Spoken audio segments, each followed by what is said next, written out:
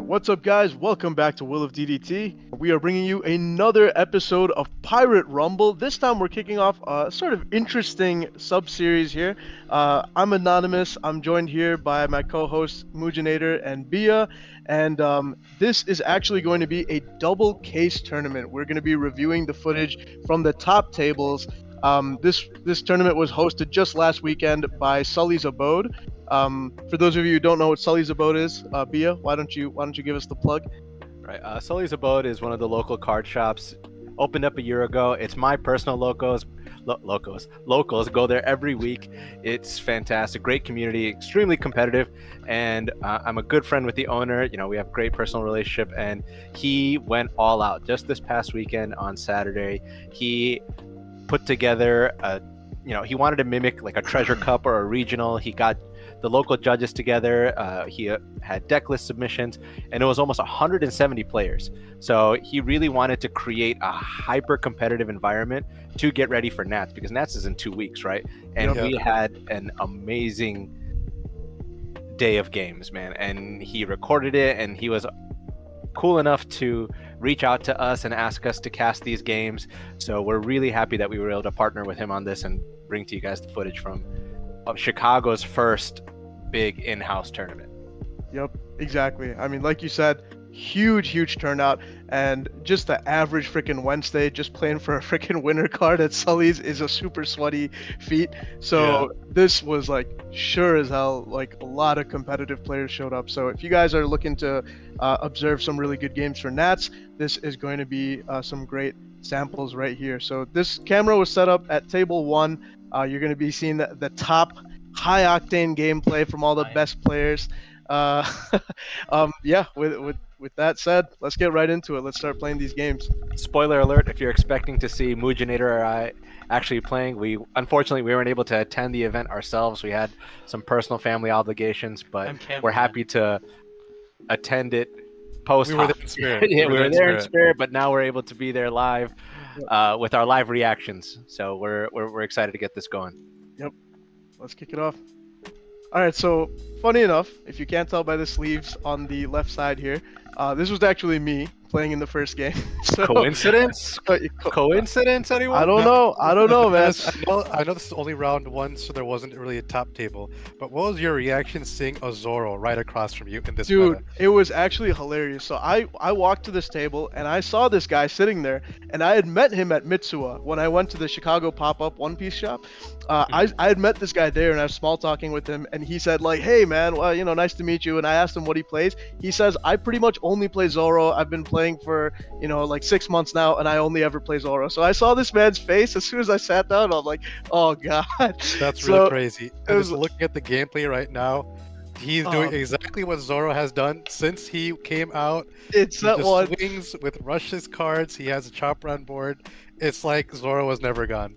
For real, man. I gotta point out, he has all the fidgets, hand shuffling, and mannerisms of a seasoned TCG player. I'm just watching this guy's hands and how he's handling his cards, and it's just textbook. Hey, this is not my first card game. For real, yeah. I actually did something kind of scummy later in this match, but we'll keep that, sneak peek. We'll keep that for later. So I did use my leader ability turn 1. No brand new, unfortunately, womp womp. But I did counter out of one of those first swings, just so that I have a few cards in trash, because I do believe I had a Lucci live. So this was convenient. I'm gonna swing 5k at his life. And he is going to, let's see, I think he takes this one. Right. All right, he does. And now, he's got a 2 cost on board and a 1 cost on board. So, I mean, that's just easy. That's Lucci right there. Easy Lucci right there.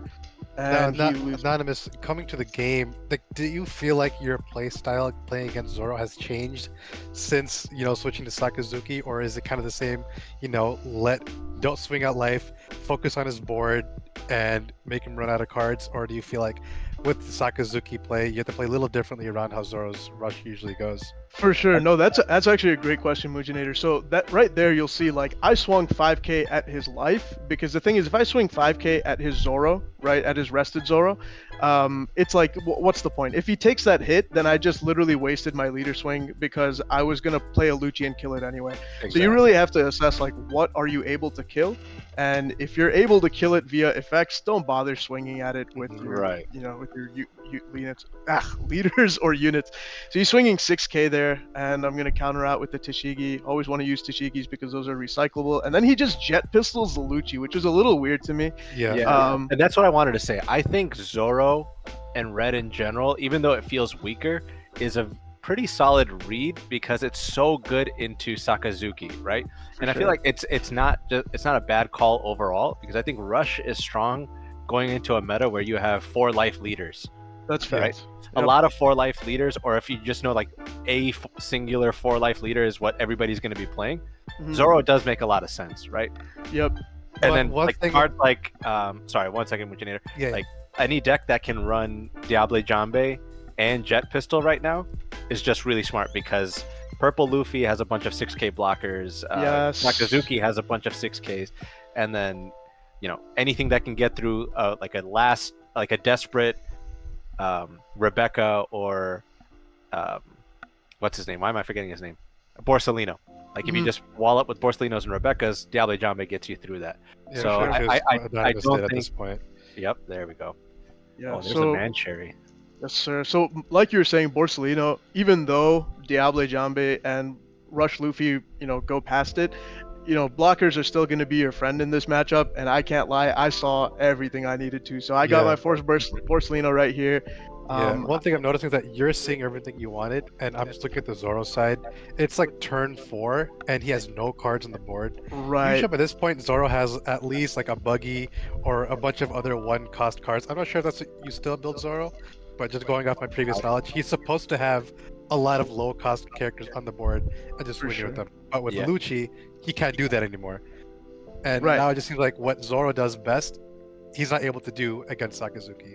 Yeah, exactly. You can't bring the OP3 build to the OP5 meta, right? It's too slow, and it's so easy for Sakazuki to just remove everything without using a lot of his own resources.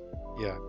So this was something he did that was really confusing to me. He always kept putting his Dawn like straight under his leader, so like you couldn't even tell it was there. So it was like a 6k swing right here, but it looks like 5k.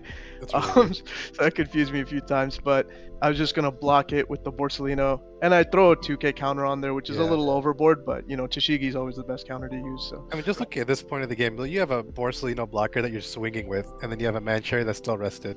And Zoro still has no tempo on his side of the board. Even if he tries to put rush units on the board, it's going to be removed next turn by you. I could already tell from this point of the game that's going to be a difficult game for the Zoro.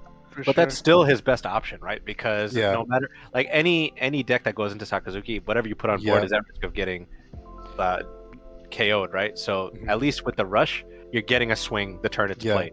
You're not. But other hoping- decks have the luxury of having Oh, those he's swung big at the bodies. Mancherry. They have the 10 cost That's big interesting. mobs or the 10 cost kind of they're gonna play. That makes it difficult for the Sakazuki to remove. yeah. But Zoro's only playing like low to the ground cards. He True. might be playing the 10 cost Luffy. I'm not sure. But that's the only card I can see that has a chance against Anonymous and Sakazuki. Yeah. So right here, he plays the Rush Zoro. He goes for my Mancherry. I know you commented on that, Bia. It was, definitely interesting play. He's not just blitzing my life, but I think it's smart because if I have that Mancherry on board, I'm just going to keep getting back my Rebecca's, my Borsalinos. So like he has to attack it eventually. So he does get rid of it. And I think so. I mean, it's for you. It works out because again, it acts as like a pseudo blocker. I don't think you're too sad exactly about losing the Mancherry. But like Mujinator's been saying, he's losing so much tempo by misdirecting his swings, right? Like I think. Fair. Oh, he even has the. That's interesting. I actually think that's a pretty interesting tech. The Luffy that he just countered out with. The Strike Luffy, yeah. The Strike Luffy. It doesn't help in this matchup, but it's. I'm wondering still- if he put it just for the sake of a 2K, like a stretchable 2K. It's a 1K though. That one's a it's a 1K. That one's a 1k Oh, actually. Yeah, that one's a 1K. That one's the OP1 super rare. Oh yes. So I'm going at his life now. He counters out with the Otama. And then I think over here I was probably setting up just another Lucci play. I have the Lucci in hand, but he doesn't have two things on board, so maybe I was being a little stingy. But I think ultimately I just decided to play it and kill the Zoro I anyway. think Borsellino would be really good here too. You know, if we're like without having to reduce anything, you just bottom deck the Zoro and you develop an 8K on your own. Yeah, I mean that's totally fair as well. But What do we I want to don't. see out of the Zoro player? Like, again, I know this is a retrospect for you, but this is the first time Mujinator and I are watching this, right? So, as in terms of like what he can do to kind of get out of the situation, is you Again, can't really he wait for the needs, 10 drop. but he has to, because anything he plays up until that point is being removed immediately. The good thing about Zoro is that he has the advantage of anything he plays is most likely going to be a rush, so he's getting that immediate value. But Mhm. again, that's not gonna. He's only swinging with like what, fives, sixes, maybe sevens on a good swing. But after that, just like we just saw, is being removed. So he has to be able to keep putting in pressure until he gets those big bodies that can actually stay on the board and can be a consistent, source of pressure. One thing that's a little unfortunate for the Zoro player is that he hasn't played any searchers, right? Like he Oh, hasn't that's been able very to true. like craft his hand, so he's kind of like stuck with what he's got. I like while he's doing his little hand shuffle, I noticed a rad beam, but other than that, like I mean, I'm I'm not going to seeing be a lot. very honest. I'm not sure how the Zoro player built their deck. I'm not sure how Zoros build their deck in this Mhm. meta. There has to be some changes now that a lot of the red cards have become unbanned. That could lead to, I don't know, some decreases in the amount of searchers in the Zoro deck. But Just a in this case, disclaimer for the viewers, really quick, Mujin, I don't mean to cut you off, but yeah. we're at the time of recording, we don't have access to the deck list. Deck lists were submitted for the tournament, and we're going to be provided that by the tournament organizer. So as we progress through the week and upload more games, we'll have access to deck lists. But right now, we're kind of just reacting to this like raw and blind. So that's where Mujinator's coming from. But anyway, go ahead. You were saying? Yeah, I mean, Zoro's kind of doing the exact same thing that I was saying that he needs to be doing. He's only played rush units all game because he needs to have the immediate value, or else that card is being removed. And he has to keep doing that until, again, I'm not sure if he has it. He has some big bodies that has some staying presence, so that he can keep them on the board and push for game. Yeah. But see, like right here, that's exactly what you want, right? Like without, and I want to turn it over to Anonymous, like right after I say this, but I think rushing, and I see he has another Rush Luffy in hand, so I think like we're gonna Yep. see that next turn. But he saw so many 2Ks be used early, and Sakazuki has so few 2Ks in general, right? Yep. So it's one of those things where you just keep throwing yourself at that wall until it crumbles. Yep. And having that rested Luffy on board, it almost forces Sakazuki to attack that Luffy, because now those board slings are pretty much useless against it. So he has to put a lot more research to get rid of it. Again, for Sakazuki, that's just doing it with his eyes closed, right? But even still, those are cards out of Sakazuki players' hands, and that makes the math a lot easier for Zoro, knowing, okay, he has less cards, he discarded a bunch of cards, I could swing a lot easier now. Yeah. So here, do you counter out here? Like against Sakazuki, when you see someone like already start putting their dice on your cards, are you like, do I bother countering out because I know this is gone? So I actually made a mistake here. It was so loud in that venue I could barely hear myself think. I swung with Lucci and I used the leader ability to minus. I technically shouldn't do that until, but I catch myself later here. So yeah, 6 into 6. I had a dauntless swing The there. results the same. Exactly. So then at this point, it made him pitch a 2K, so that feels bad. Yeah, for sure.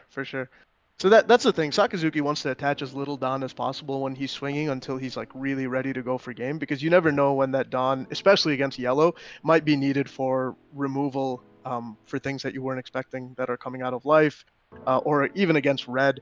You just want to you'd rather develop units than spend a whole lot of Dawn on just swings that might not go through. So then I go for life 5k and I minus his Luffy by 1, and think over here we end up going for a Hound Blaze, but I don't quite remember. I hope you guys were paying better attention than I was. But the way this guy's sleeves are, our friend Wrath, his sleeves make it hard to tell how much life he has left. So do you remember how many life he's taken? I think he's taken 3, right? But the top of the screen shows 2, so that's how much life. So there's a counter on the top of the screen. Oh my god, man, we are really stepping up production. For real. I'm loving this. Go for the Rebecca Hina, minusing the Luffy all the way down to 0. I'm searching for that face of the die that says 5. I take it back in frustration, finally put it down. So that Luffy is a 0 cost. We're gonna Hound Blaze it, and here is where the kind of scummy thing is. Notice he kept up 2 Dawn, not only this turn, but the previous turn. So I'm buffing Hound Blaze, I'm buffing Borsalino with Hound Blaze up to 8k, I'm bottom decking that Luffy, and then I swing 8 at his life, and my only blocker right now is a 0k Rebecca, and he Red Hawks, and he did not say a word. I could have told him. I could have told him, you know, hey, you could kill my Rebecca, but it's a big tournament. Listen, if this was a tournament, if this was nationals, I wouldn't say a word. Exactly. So I'm glad that you recognize that, but like he said, right? Again, this is a hyper competitive environment. I respect people that will say it. I mean, again, it's good sportsmanship, but is the obligation there? That's a question for the philosophers, right? I mean, for real. I'll be honest, me personally, I'm not saying a word. I'm not saying a damn word. I know. Listen, my opponents won't say anything for me. I'm not saying anything for them. I know it. True. I mean, like, you know, you gotta. I'm sure this is gonna spark some debate in the comments. So, you guys let us know morally and ethically where this lands. But I truly think, from a competitive standpoint, there's no obligation to remind an opponent. Here's what I'm thinking about. Especially in this point, it's entirely possible Zoro could have won this turn if that Rebecca was gone. Exactly. With the he had. Right. With the Dawn. Yep, with the Dawn he had. He I don't know how many 2K counters you had in your hand at this point, or how many cards you had, but you had another Borsalino. You had 2. Yeah, I was gonna drop 1 blocker Borsalino, so. And it's not it'd be one thing if it was a mandatory effect, right? Because then, like, that's disrespect for the game. Right, exactly.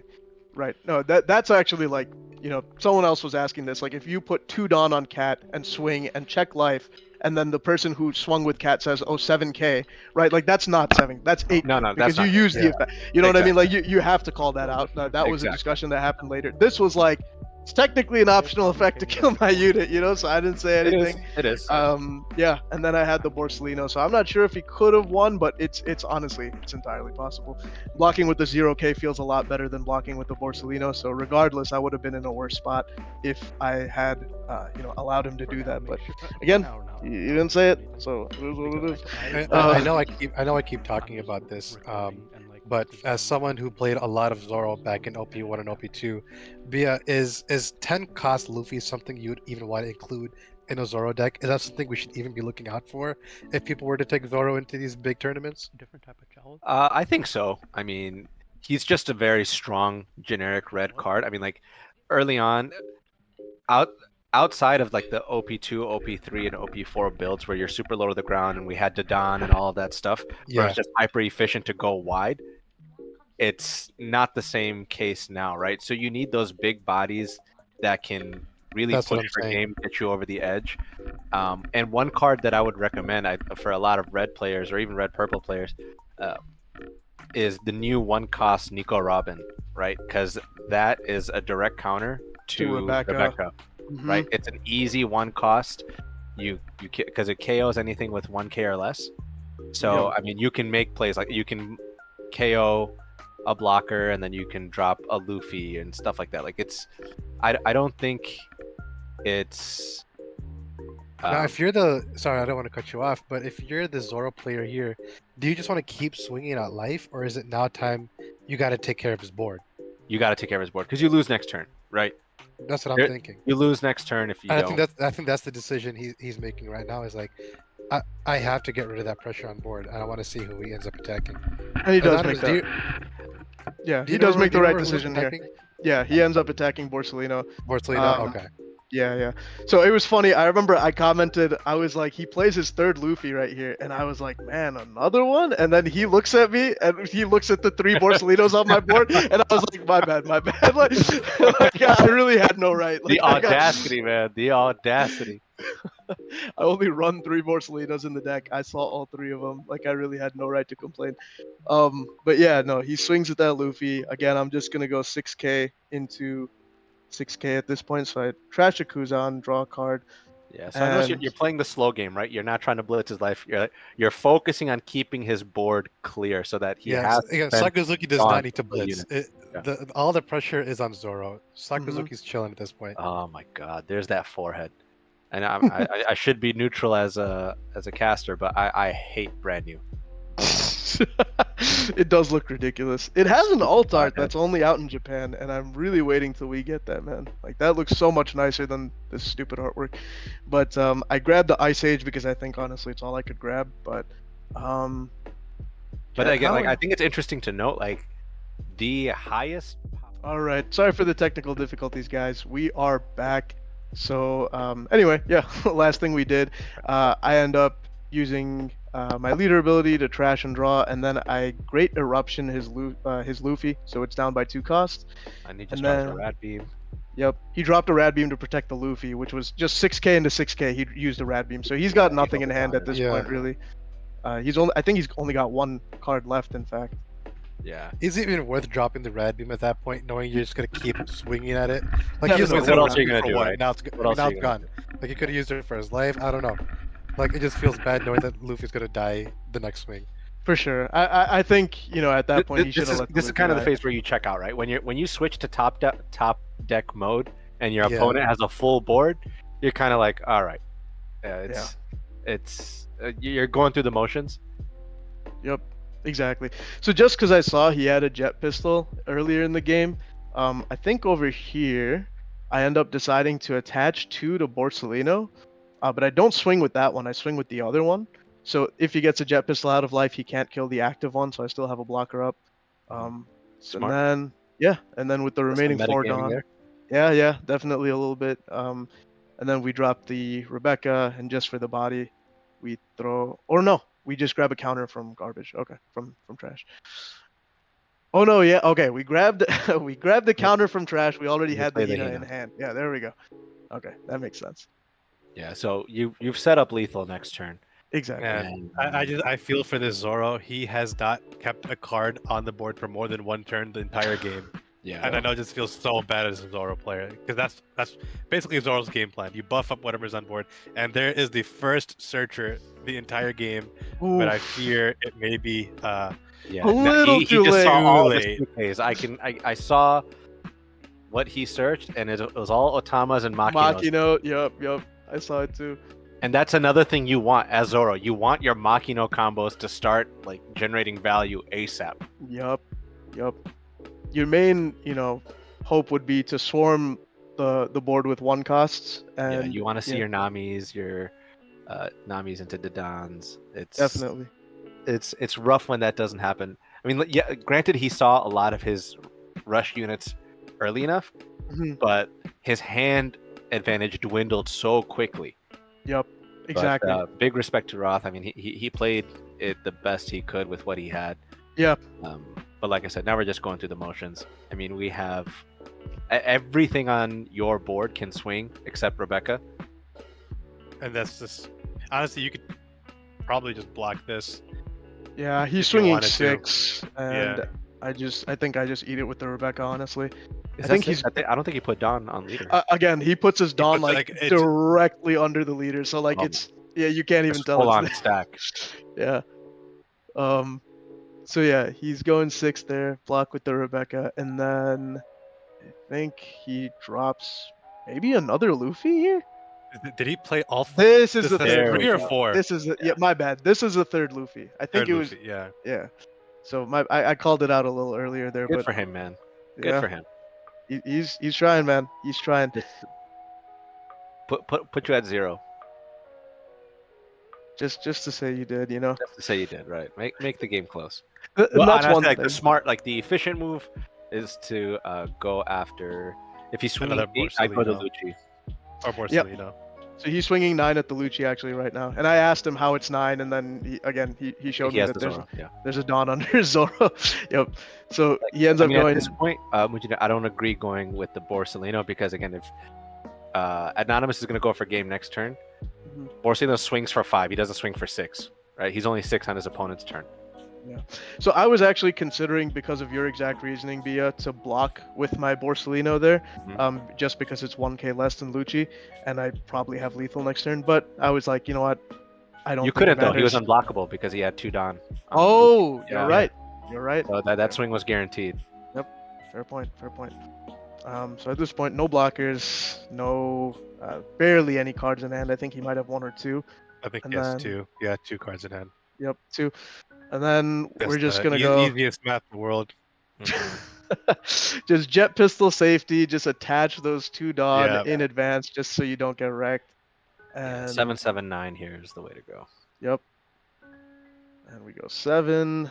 And he's got no Dawn up, so he takes. Like you said, then- at some point I think he just went to autopilot mode. And Yeah. another 7, and Get two cards out of his hand. Yeah. And then 2K, 1K. And the 7. another 7, Good and that's game. game. Good. We got the respectful handshake. Nope. Solid game by both of Yeah. you guys. Yeah, it was a solid game. Again, I think we all kind of saw it Great coming start to the towards day, like, for sure. turn 2, turn 3. That was looking tough for the Zoro player, but he did the best he could given the cards he had. And again, obviously, Anonymous, you saw your cards, but at the same time, you played that very well. Just a really good first game for this tournament. Yeah, for sure. So again, I mean, this was just kind of a fluke. I ended up at table 1 just because it was the very first match of the day. But hopefully, as we go on, of course, we're table 1 is going to be reflecting the best players in the tournament. So I'm excited to kind of shoutcast some of and again see matches that I haven't seen before, because this one obviously I kind of knew how it was going. But yeah, guys, I hope you guys enjoyed this video. Look out for this. It's going to be a pretty long series. There was I think 7 or 8 rounds of Swiss, and then there were several more rounds of Top Cut. Exactly, top 16 had to duke it out for the double case prize. So all right, guys, really excited to bring you more of these matches. Keep your eyes peeled on the channel, and we will see you in the next one. Take care, guys. Peace. Peace.